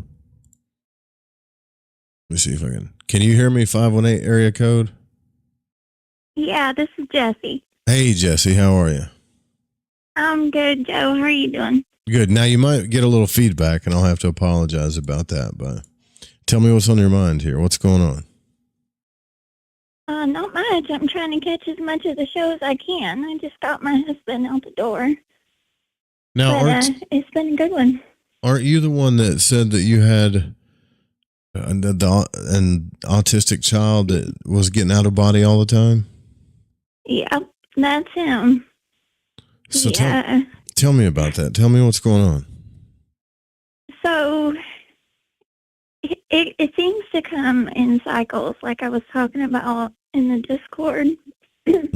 Yeah. Where I don't know it, and I remember this happening to me as well when I was about his age, and if it's, if it can be attributed to hormonal cycles or something like that. But at the same time, if I get, really, really tired, excuse me, like I am right now, if I get really tired, I'll be fully conscious, awake, have just sat down in bed, and I'll start to feel my legs and my full body vibrating.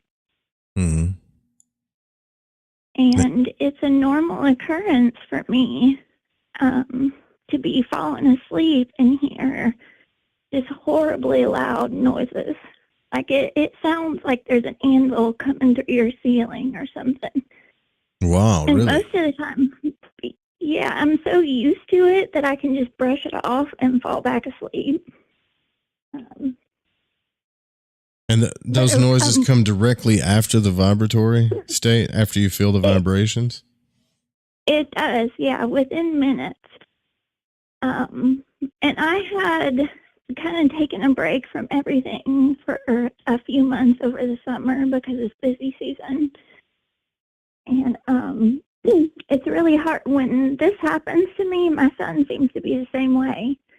I'm absolutely exhausted the next day. It feels like you've been, working out in the sun and weightlifting and everything else the next morning after you've just slept for 7 hours. So, you guys have this happen together most of the time? Like if it happens to you, it happens to him too?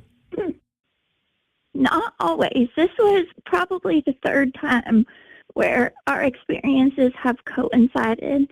Now, when this happened last, and I asked him, I was trying to help him figure out, because he said it hadn't happened to him in a while. And I was trying to figure out when the last time was that it was noticeable for him. And I'm thinking that it has happened before at the same time as me, and he just didn't say anything. Yeah, and I remember you telling me that he said that he'll get out of body and he'll explain to you that it feels like magnets are pulling him back to his body or something, right? That's right. He said if he doesn't get to the stairs, because we live in an old house. He's got the entire upstairs to himself. And he's got to pass through, his bedroom, a playroom. He said if he can't get to the stairs, that it'll feel like magnets. He said he'll get that feeling like he's rocking in his computer chair. And then he feels, and he said, Mama, that's the only way I can explain it. Like when you try to pull 2 refrigerator magnets apart. Yeah. Yeah, I think that that's his physical body trying to pull his etheric double back to his body. So something's causing him to pop out of body. Is he having nightmares or something like that, or anything? No, he's not. I've had to take steps to help him. This child does not sleep. His mind doesn't turn off. And I get it because I'm the exact same way. And, if you speak to developmental neurologists and stuff, they'll say, oh, well, that's ADHD. Just their mind doesn't turn off. And like I said, I get it. So he has to have everything possible, plus like teas from my garden and melatonin and a really strict bedtime routine. And his whole life, he used to have, night terrors and stuff where they're awake and walking and their eyes are open, but they're not conscious. Like just being there screaming. He's somnambulating like Vuldoon, or he's sleepwalking, but he's unconscious. Right. Yeah. And that was when he was really young, and there was only so much that I could do. Now that he's, a teenager, it's a lot easier, and I can talk to him about this stuff. And we can try more things that have a higher chance of working, but for him, this is the best sleep he's ever had in his life. And what do you think the difference is now? Is it just because he's older? I think it's because he's older, and I think because we're able to talk about it, that it's not not abnormal and it's not scary. It's not stressing him as much as it did before, yeah. Right. And he's just, Joe, I know most people want to think that, their child is the second coming. But I'm a realist. Hey, now my child is the second coming of Christ. My son Corbin. No. There's nobody better than him. No, I get what you're saying. Right. Yeah. But he is so, Joe, he is so pure of heart. It's incredible. And I can't take a lick of credit for how gorgeous this kid is. It's just amazing. And I mean pure of heart. And there are things that, I can attribute to how I've tried to guide him through life. But I'm talking about, like, the other day there was a fly in the house, and I went to swat it, and he stopped me, and he said, Mama, that fly has every right to be here. He's just got a job to do. Like that type of, constantly thinking about everybody else. So when this happened, I had let myself get way over exhausted, like just a couple hours of sleep every night. And sorry, I'm losing my voice. That's okay. I thought you only gotten a couple hours. I thought you were just nervous or something, but that's okay. Sorry. We just all got over colds too. Well, so is he diagnosed, like by a doctor, autistic? He is. And here's the thing. We never said that word in our house until like a year ago. And he was diagnosed in preschool. And the reason we did that is because, and I saw this coming, and I'm sure a lot of people did, there's a lot of kids being raised now where they kind of like over-identify with that label. And just for us personally, for our family, I found that worrisome because I didn't want it to be like a self-limiting thing and every ounce of your personality and character and quirks attributed to that. But he is diagnosed. He's 14 now.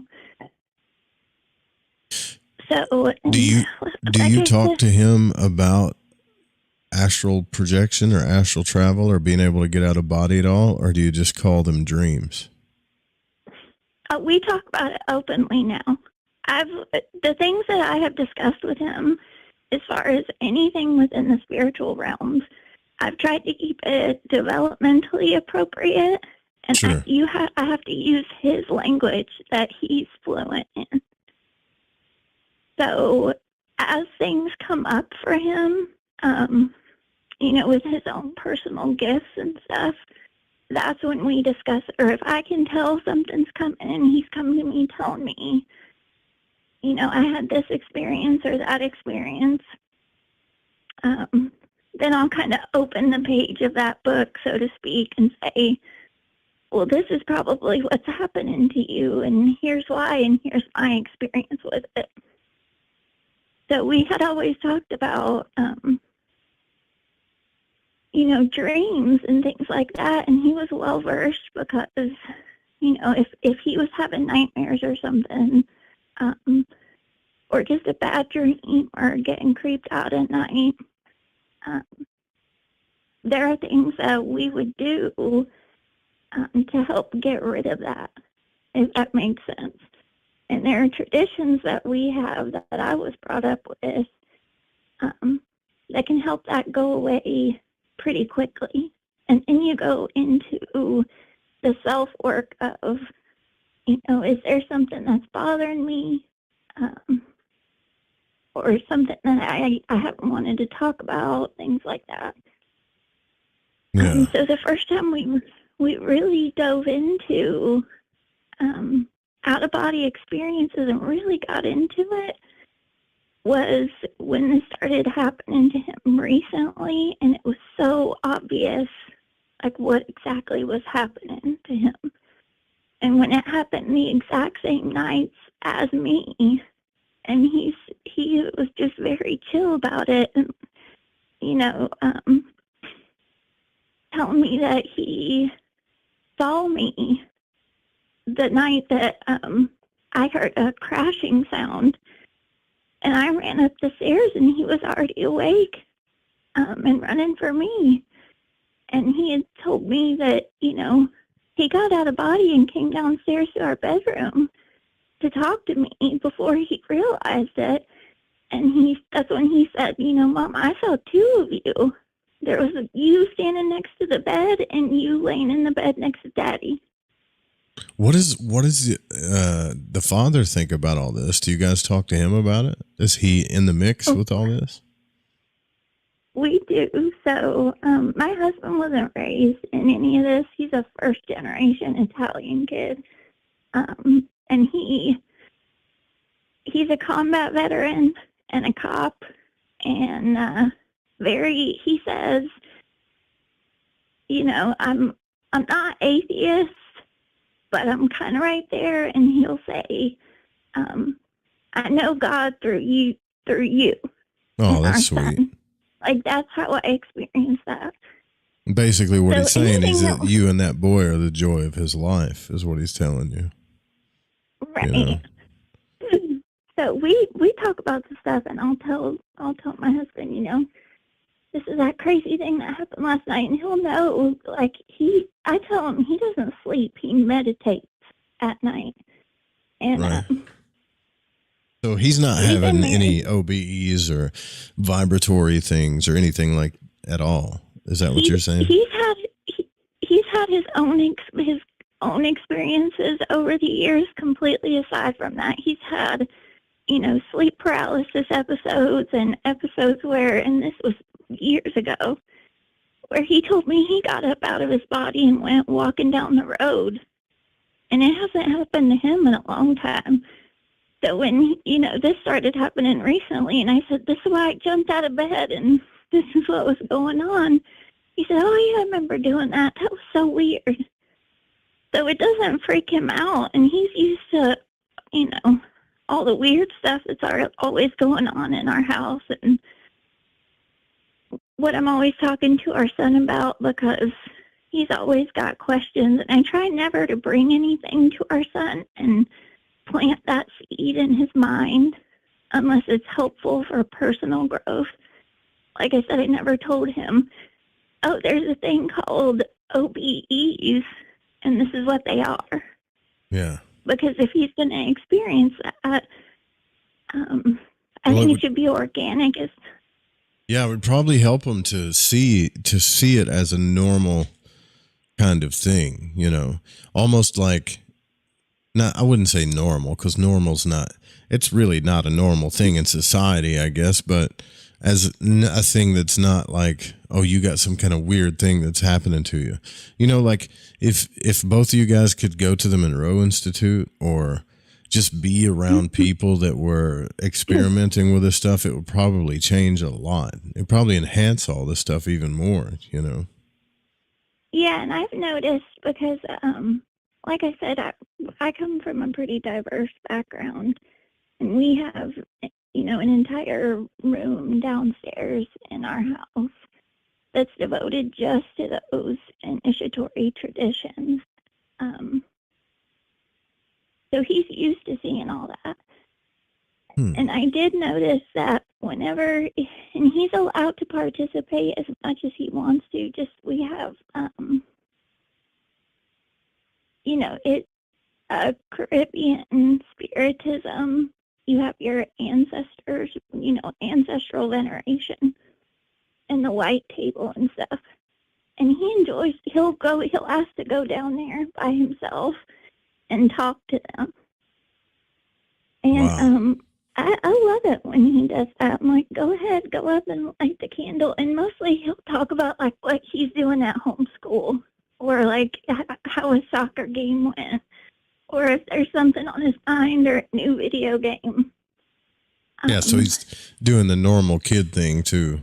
You know, I mean, honestly, I think this is cool because when my son was 14, I talked to him about this stuff, and he thought he would only talk to me about it for a minute. Like, you know, because he was just involved in like video games, and he thought it was cool kind of, but it wasn't really happening to him or anything. So, I mean, I think this is kind of cool. Like, is he into audiobooks or anything like that? Because if you could get him listening to like Robert Monroe's or William Buellman's books, especially William Buellman's books. It's going to blast off, Joe. The second he starts, and I'm this is what I was thinking too, so I appreciate that encouragement, that I would just give him the resources and let him take off. And it is weirdly normal for him, all of this stuff. He has an understanding that most of society is not going to know what you're talking about, and isn't fully going to accept it. And I've told him, you know, when Mama was growing up, I was taught you didn't talk about these things at school, with friends, nobody. This is at home. This is our stuff that you're going to get ostracized and bullied for. So I've told him, you're growing up in a time where, like, people are on the internet. He's not allowed to have social media. But people are all over the internet, you know. And I had told him, you know, I listened to this awesome show with a guy named Mr. Joe, and, you know, you can turn it on and you can listen to that the next day because they record at night. But I know that if I give him that stuff, it's gonna take off.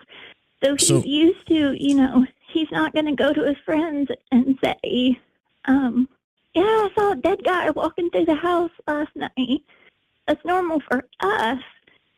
But he has the understanding of, I'm not going to go, I know that everybody else isn't having the exact same experience. Or maybe one day he'll find someone that... Maybe one day he'll find somebody that will be friends with him that, you know, these things kind of work themselves out. I think a lot of times first we have to go through that feeling of not being one with society or whatever until we come into our own. And then from my experience, I'm not trying to get too woo here, okay? But from my experience, once we come into our own, we start vibrating in a way that starts bringing people into our life that's kind of the same. If that makes sense. Right. Yeah, it does. And so it's going to be tough for a teenager, you know, because they're still trying to find themselves. But I think it's really cool that you guys have this relationship, that he has some sense of normalcy. Because try to imagine a child that was going through this with parents like mine, or someone that just, you know, was brought up by people that didn't understand him at all. You know, that would be kind of tough. So it's a blessing that you have each other, you know? Yeah. And I realize that not everybody was raised the way that I was. And at least, you know, we've got that. So, okay. This is super interesting to me. So if he was to listen to William Buellman, Robert Monroe, even this show, whatever, and this stuff starts acting up again. You say acting up, or it starts happening again. Does it cause, like, his life to get unstable? It does not. And I think part of that can be attributed to, like you said, the relationship that he and I have. Yeah. And I try to root it firmly. I'm glad that my husband is the way that he is, because he's such a stable foundation if we ever get too weird. Right on. And Daddy's always there if, you know, if you want to feel normal for a while. But no, I don't think it does, because there's nothing, and I tell him all the time, it doesn't matter how scary or dark or weird or out of this world it is, we'll figure it out. And, you know, we'll go walk outside in the woods and talk to your chickens, and you can go downstairs or play video games with Dad. There's always a way to do it. Because, I mean, he's been through things before within his spiritual development that were terrifying. And I remember how that felt. And I'm talking about like a couple of weeks of, you know, not sleeping or being on the couch 5 feet away from us because it was just too scary. So he's seeing things, probably in hypnagogia or in the astral state. Always, yeah. And I've told him, and that one of the most positive things that came from his most recent experience is I have told him the family practices that we have that Mom has always done your whole life, part of what we do is to keep our home clean. Nobody's here that's not supposed to be here. So if you see something, you know, first of all, always say it, but they should become familiar faces and familiar energies to you. And I said, if anybody or anything wants to come through that door, they have to knock. And it's not bulletproof, but I have always told him that don't be afraid to explore within the walls and within these property lines. And one of the things he told me the night that he said he got, you know, past the stairs and down into our bedroom, he said he could feel that nobody was here except for our family. And I said, well, what did you expect? And he said, I don't know, Mama. I didn't quite believe you. I guess I was just worried that there was going to be like some random dead people hanging out or things that I don't want to see. It's just a positive, I guess, that it reinforced if you need to go exploring, this is the safest place you could possibly do it. And there are ways that we can set boundaries so that you can feel safe to adventure in that way. And even if it is scary, some things are worth doing anyhow. Yeah, and, I would, in my opinion, I would have him listen to William Buellman's books, because William Buellman's books are very empowering and very peaceful and very positive and very, it would empower him, right? As far as protection goes, as far as his ability to explore himself in this realm, his ability to not worry about things. Maybe Darius Wright too, but I know for a fact William Buellman stuff, you know. And yeah, you're a good parent, like John Collins says, because I grew up seeing all the stuff when I was a kid. I mean, I wasn't diagnosed autistic, but I was diagnosed with ADHD. I think at the time it was just ADD, right, or something. But I saw all kinds of stuff when I was a kid, and my father did not treat me like you guys treat your son at all. You know, and he treated me like it was a problem. Over the years, it's just so crazy. And like, I had both sides of my family. My mother is a res kid. She's from Rosebud. My father was born and raised in Puerto Rico. And both of their parents, both my maternal and paternal grandparents, were heavily invested in their spiritual traditions. And from the moment I was born, you know, they tag you, they mark you, they figure out what your gifts are, what your family curses are, and you're brought up in that. But both my parents died of alcoholism, both of them. And both of them struggled with all the support they had. They still struggled so terribly against the fear of their own spiritual gifts. Yeah, that makes sense.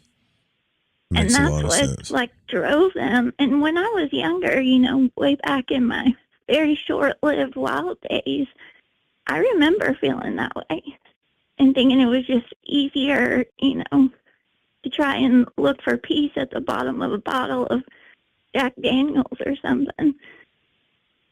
So, I'm very open with our son, and I tell him, like, this part isn't easy and it can be scary, but if you try to block it out and you try to cut yourself off from that world, it's such an unnatural thing to do that you're going to pay for it physically, mentally, emotionally. Yeah, that's the sucky part of this whole journey, isn't it? Like especially people that are born with gifts like that are more sensitive to certain things. At some point we all got to get in touch with our higher selves, or this, this spirit, this relationship that we have to have with the spirit that's guiding us. Some of us go through normal life, quote normal life, and don't ever have to go through any sensitive stuff, but we get our ass kicked and learn the hard way, and we don't realize this stuff till we're, way older. But for a child, for this stuff to be kicking into a child and into a teenager right off the bat and having to deal with it, I'm sure, yeah, he's really blessed to have you guys in his life. And I would empower him. That's what I try to do for my son. I don't tell anybody how to raise their kids. That's your business, right? And you sound like a really, really good mother. But empowering kids' self-esteem and their spirituality is probably the best thing that you can do, because eventually they're going to vibrate the right friends into their life, and they're going to learn how, to work with their energy that's, so to speak, right, in their life as well, Right. But, yeah, that's fascinating, that both of you feel this stuff sometimes at the same time. That is the most interesting thing to me.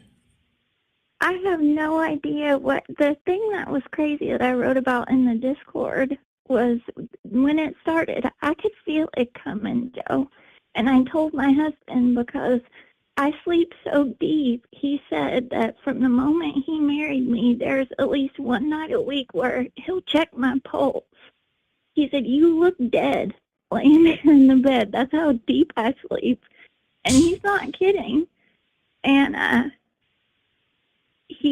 had told him, I said, "If anything weird happens, you got to tell me," because I could feel my legs vibrate and feeling the weird stuff. And I said, "I've never had this happen before when I'm sitting up and I'm just climbed in bed, the lights are on, the TV's on, you're just getting comfortable.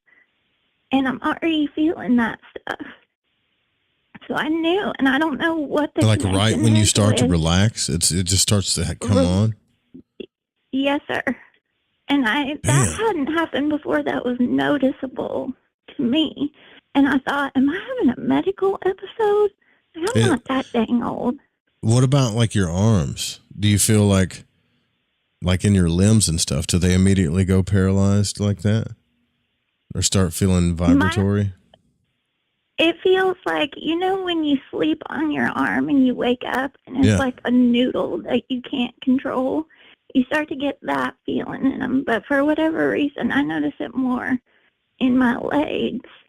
I have no idea why that would be. Have you ever tried to listen to HemiSync, like Monroe's tapes at all?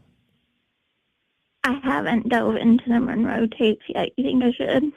Okay, so, there's two introductory tapes on the Monroe's channel. They're the Gateway Voyage, Introductory Exercise, and Open Exercise. And they're 20 or 30 minutes long a piece. I think one of them's like 15 minutes and the other one's 30 minutes long. I need you to do me a favor, because I'm worried about this. Because you're sure it's not a medical thing, right? I'm absolutely positive. Okay, so I'll tell you, I'm an exceptionally healthy person. I will say that. Okay. I'm strong as an ox. Yeah.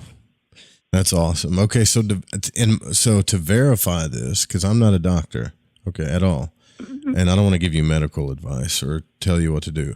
But if it were me to verify it, I would listen to those open exercises, and immediately, as soon as he starts the hemisynchronization of the tones, if you start feeling that exact same feeling that you're talking about now, then you know for sure, like that's what it is. And then you could be even more comfortable with it. You know what I mean? Okay. Yeah.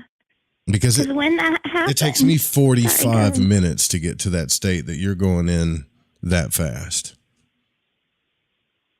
And when I was talking to my husband about it, he said, I wonder if it has something to do with the fact that, like, you can sleep laying on a fence post. If I'm ready to go to sleep, I just snap out of consciousness. And that's how I've always been, because I don't stop during the day.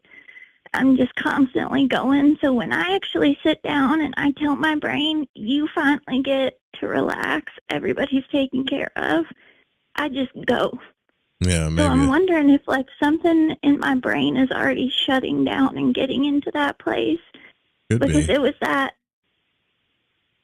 night after that happened was when I had never heard the loud crashing sound, and it sounds external. I would have sworn up and down it came from outside. Does it sound like a rapping, like something's hitting your house or something? Oh, yeah. It sounds like Santa stopped on the roof and he fell through. It's so loud. And usually it's as I'm falling asleep. And it's not nearly that loud to the point where I can stop for a minute and go, is that one of our animals? Is that my kid? Everybody's good. Fall back asleep. I was in a dead sleep. All 3 times it happened in consecutive nights. It was about 3 o'clock in the morning. And I was so out. And then I was woken up to this crashing sound. And I freak out. My heart's racing. Yeah. And that had never happened to me before, where I was fully asleep. Yeah, I mean, that could be a wrapping of you coming back into your body too. It could be you doing that. I know that sounds crazy, but it could be like lots of crazy things happen when you segue into the astral realm, especially if you go really fast into that hypnagogic state. Like I told you before, I heard knocks. I heard sometimes it sounded like I was in a cafeteria and I could hear a whole bunch of people talking. I think Robert Monroe calls it like M-band noise. So it gets really weird in that state. But crashing and stuff like that, I don't think I've ever heard that. So I don't know what to tell you there. That's pretty. My son that's heard interesting. The conversation. Yeah, he's heard the conversations. He called me up before this happened, and he called me upstairs and he said, I need you to tell the ancestors or whoever that is that they're not allowed in my room. And I said, nobody's going in your room. And he said, I was falling asleep and I heard a full-on conversation, and he repeated every word. Yeah. See, he's probably, and I said, he's probably hearing astral like beings, or it could be people in the astral realm. It could be people that passed away. It could be other entities. It could be anything. And you don't know how far he is from his physical body when he hears this stuff. Like you and him both could move really quickly. You know, if Vuldoon is right in this book, the more you need to recharge this energy, the further away that your etheric is going to move from your physical body. Right. So a lot of times we'll wake up and say, well, you're not welcome in my house, but you may not even be in your house. You don't know. Right. You know? Right. So. Exactly. Is there anything that this community can do to help you guys? I mean, you're doing it right now, Joe, listening to my terrible voice and letting me call in. And no, this is totally fine. Like, this is interesting to me. It makes me feel better too, and I'm sure all the rest of us too, because this is a very fascinating subject for all of us. And we here are void walkers, right? We don't want to be afraid to explore consciousness, but we also know that exploring consciousness in a practical way like this can get kind of dicey sometimes, right? It can get a little scary sometimes, a little weird, but. And so the way that I was brought up, and this wasn't a foreign concept to me, it goes by, other names than OBE or astral travel. But I was taught that if you have the natural ability to do it, it's one thing. And you need to be taking steps, like rituals and little stuff to help you maneuver through that realm and to protect you. And then I was taught that if it's not something you can consciously remember doing before, or you're not naturally gifted at it, then there are different ceremonies that you need to go through beforehand. Yeah. And it wasn't to instill fear. It was just, these are the logical steps, like I'm trying to teach my son, so that you can be a conscious explorer. And so you can do it without worrying about things and knowing, well, if something comes up that, scares the pee out of me, I'll be able to figure out how to handle it. So my biggest thing was just wanting to make sure that I wasn't sending him into something that he shouldn't be doing at this age. Sure. But it's going to happen whether I do or not. Yeah, it's probably not something that you're going to be able to avoid, especially later if he gets super interested in it. Like if he can start taking control of it himself, he can stop it or do it as much as he pleases. Sure, there'll probably be some spontaneous stuff, but my only advice that I just want to tell you, I really think William Buellman's stuff would help you. Like both of you, especially him.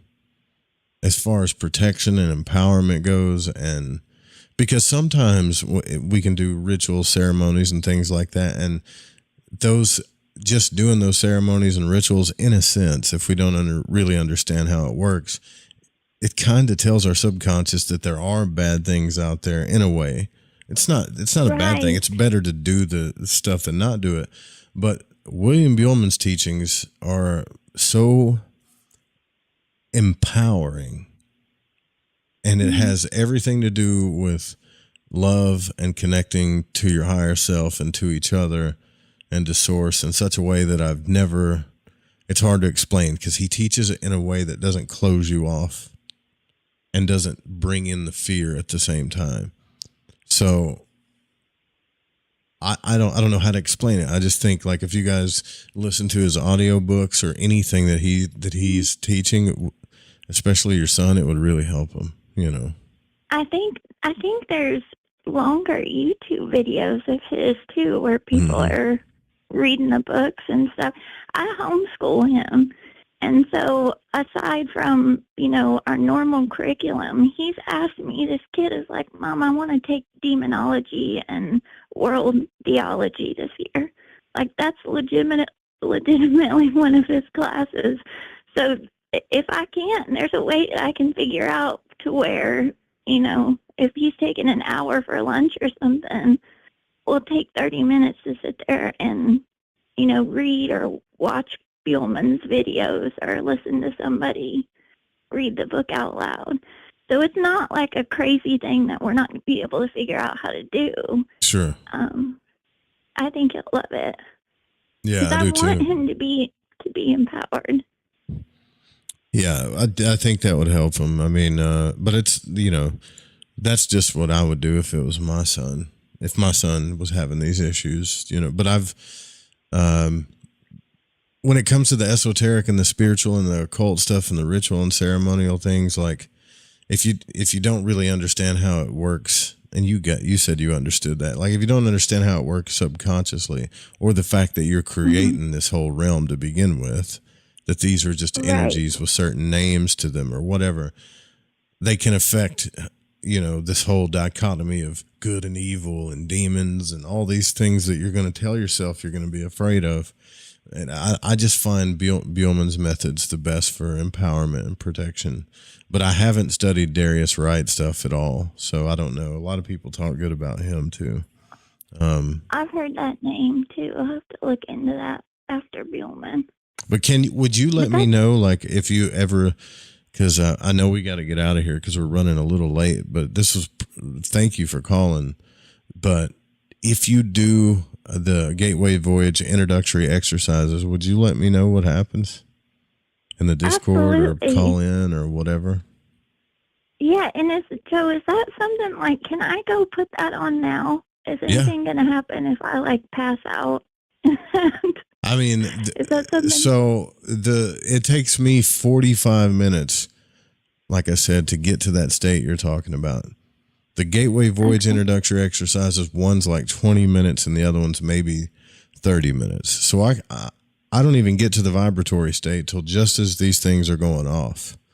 If you're getting there faster, like as fast as you say you're getting there, you'll start feeling this. Do you have headphones or something? Like I do, yeah. Yeah, because you're going to need headphones for this. So okay. You'll get there faster listening to these tones and listening to him talk about it, and it'll work. If it's the same thing, it'll act the same way. And I think you'll be able to identify it immediately and go, yeah, this is exactly what's going on, you know. Oh, fudge. Okay. All right, you don't have to do it, but, you know. I'm in it now. Well, I also, and like I said, this kind of stuff has been happening to me too for a long time, but I want to be able to know, to be able to tell my son, and when we listen to Buellman and read stuff, this is what I experienced doing this, consciously making a choice to practice this, and here's what I did, and here's what I felt, so you don't have to worry about it. And that whole empowerment aspect is all I want for him in his life. Yeah, I think Buellman's stuff is right up there with the best. Only because, like I said, only because he doesn't take in any paradigms, any wokeness, any spiritual stuff. It is spiritual, but it's to the point of like ultimate void walk, and like you still at the end of the day aren't going to even know what you're truly capable of until you go down this road.